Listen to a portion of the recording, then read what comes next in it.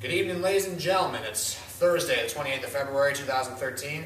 I'm sitting in the basement of the Church of the Advent, located on Delaware Road in Co-Honor, New York. I'm standing here with Mr. Ben Phillips, longtime Advent organist and choir master.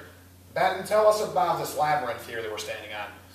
Well, Matt, as you can see, we're standing right in the middle of a labyrinth.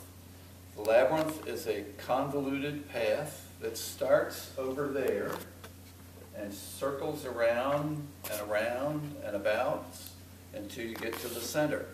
Some people think that a labyrinth looks like a maze, but a labyrinth and a maze are different in one important way. You can't get lost in the labyrinth.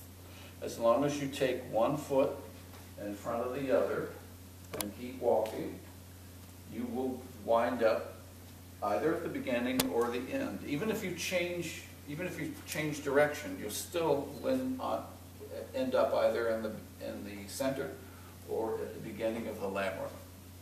The labyrinth is a very, very old Christian meditation tool. We have historical records that talk about the labyrinth as long ago as 1,000 years, and some cathedrals in Europe to this day have preserved their labyrinths that have been tiled into their floor from Christians many years ago. Really? So while we're walking through this labyrinth, what's going through our heads? Well, there's no right or wrong way to do the labyrinth. Some people who walk the labyrinth have specific prayers that they say. They pray while they walk. Some people use a breath prayer, which is a one-sentence prayer, and they repeat it over and over.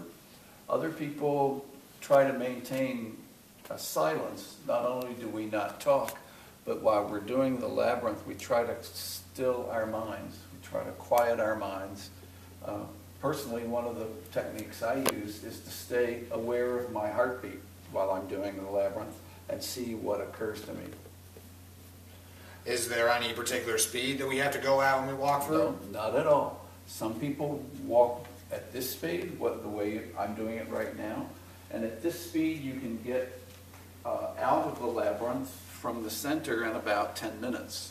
Other people take much longer. They'll pause at each curve. Some people, when they get to the middle of the labyrinth, will spend a few minutes there, either in prayer or just their own meditation before they start out. There's no right or wrong way to do it. It's what works for you. The point of walking the labyrinth is to balance body, mind, and spirit, and to practice what the ancient monastic community called inner silence. We stop talking ourselves, and we try to quiet our inner thoughts. That makes it easier to hear the voice of God. And one thing about this labyrinth too, as you can see, is that it's kind of narrow, so walking 2 feet at a time can be kind of difficult, so it also places importance on going 1 foot at a time. Is that correct? 1 foot at a time, just like you're walking through life.